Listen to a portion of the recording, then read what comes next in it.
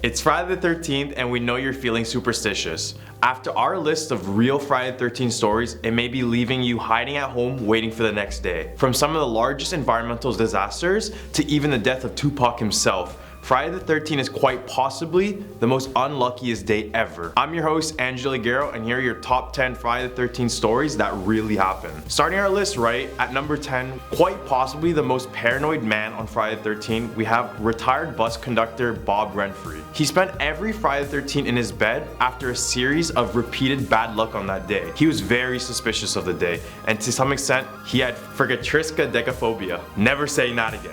This phobia is the fear of Friday the 13th. What could possibly make someone fear a day so much?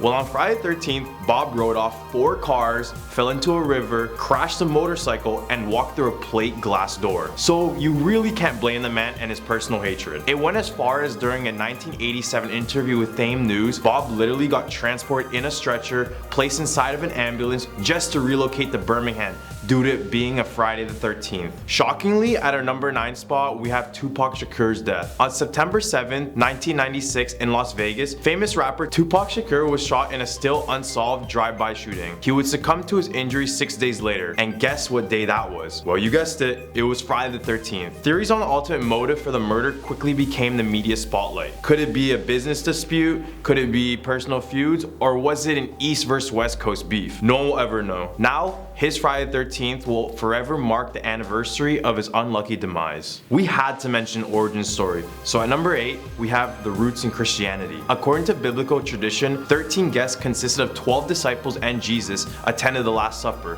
which was held on a Thursday. The next day, of course, was Good Friday, the day of Jesus' crucifixion, which was on the 13th. And oh well, guess who the 13th guest was?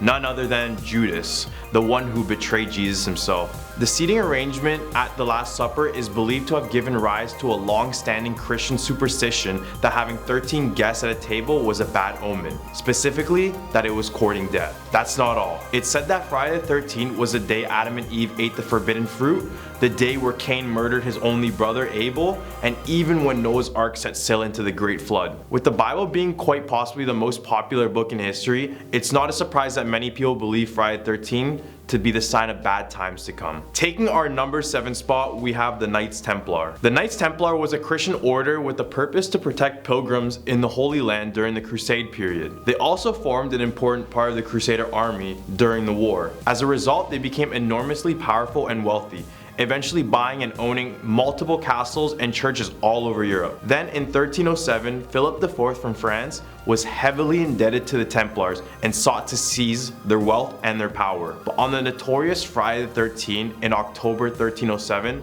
their fate was sealed. In a raid, Grand Master of the Templars, Jacques de Molay, was arrested along with his Templar comrades, being charged with heresy. Soon after, King Philip pressured the Pope at the time to support his actions behind this, and he did just that.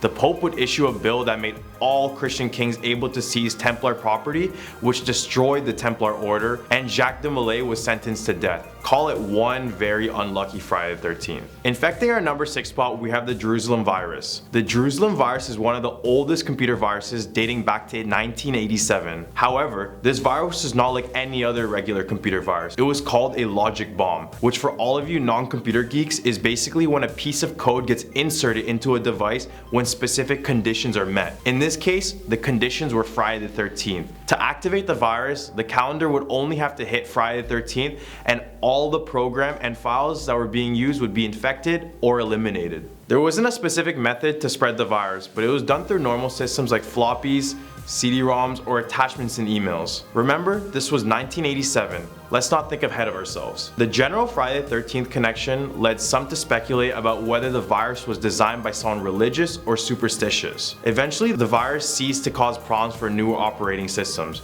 but not before contributing to some serious computer crashes worldwide. Coming in at number 5, we have the Bola cyclone. On November 13th, 1970, which happened to be a Friday, was one of the deadliest tropical cyclones in history. Making landfall in Bangladesh that Thursday night, the Bola cyclone took the lives of over 300,000 people, making it one of the deadliest tropical cyclones ever recorded. The storm was equivalent to a Category 3 hurricane with sustained winds of 115 miles per hour or 180 85 kilometers per hour for all you Canadians. What was worse was a 35-foot tall storm surge that followed after, and due to their shallow geography, the ocean slowly consumed the land. Due to the extremely high winds and storm surge, lots of buildings got destroyed, leaving the majority of people in the area homeless. There was also nearly $86 billion worth of damages, which gave a hard lesson to other countries to dedicate more resources into tropical storm protection. Rest in peace to everyone. Taking our number 4 spot, we have Australia's Black Friday fire. On January Friday 13th, 1939, a bushfire tore through Australia's Victoria province, resulting in 71 deaths. This Black Friday fire was a deadly icing on top of a terrible fire season for the province. Almost 20,000 square kilometers were burnt,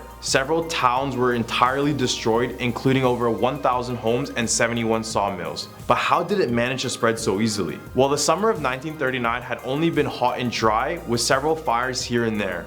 Then on Friday, January 13, a strong northerly wind would hit the state, causing all of these fires to combine into one massive unit. The environmental effects from the fire continued for many years, and some of the burnt, dead trees still remain today. Large amounts of animal and habitat were destroyed, and in infected areas, the soils took decades to recover from the damage from the fires. As well, water supplies were contaminated for years, and ash and debris was even reported hitting all the way to New Zealand. Talk about a hectic yet tragic Friday the 13th. You won't believe it, but at our number 3 spot, we have the Hollywood sign. What is possibly the most famous sign in the world happened to be unveiled on Friday the 13th, 1923. It was built by Los Angeles Times publisher Harry Chandler. At first, the Hollywood sign was meant to be an advertising board for the real estate industry in Los Angeles, and it was spelled Hollywoodland, then later changed to Hollywood years later. Many know Hollywood as the place of the entertainment industry, associated with glamour, money, and power.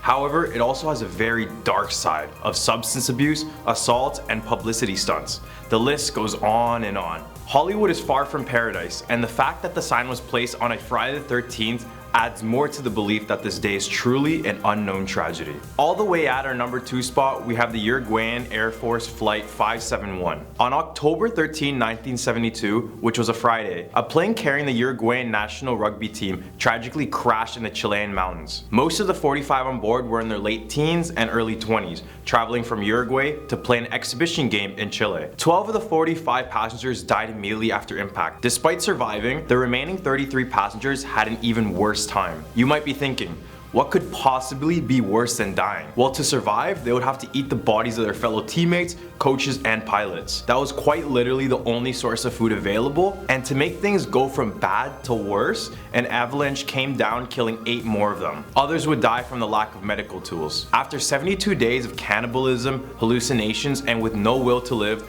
the remaining 16 were rescued. And to this day, the remaining survivors try their best to forget all of the traumatizing things that happened during the crash, further creating the negative stigma attached to Friday the 13th. Taking our number 1 spot in our list, we have a perfectly timed lightning strike. During an air show in Launceston, England, at exactly 1:13 or 13:13 in military time, on Friday the 13th, a 13-year-old boy was struck by lightning. Okay, hold on. I have never said 13 that many times before. Okay, well, back to the point.